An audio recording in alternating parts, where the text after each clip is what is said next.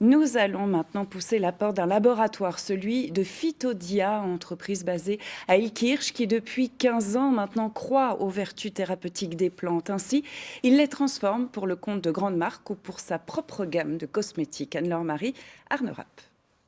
On la trouve sous toutes ses formes.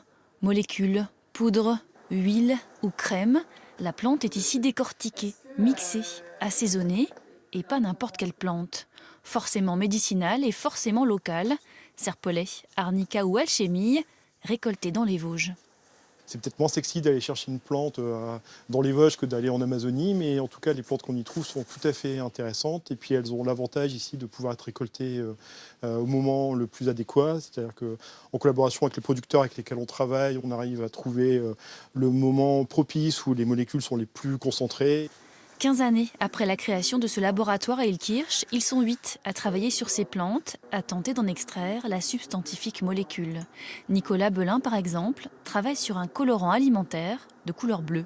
La couleur bleue qui est quand même un colorant assez difficile à obtenir, donc il y a un réel intérêt en tout cas à essayer de trouver une alternative à tout ce qui peut être coloration chimique, donc là à base de plantes entièrement naturelles.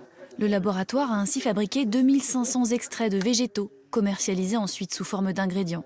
Les Japonais notamment sont friands de boissons et autres compléments alimentaires à base de plantes, commercialisés aussi plus récemment sous forme de cosmétiques bio, dont les formules sont élaborées ici. Le but, c'est de trouver comment on doit associer entre elles différentes huiles aux propriétés particulières, respectives, et d'y associer des principes actifs qui vont porter réellement l'activité du produit.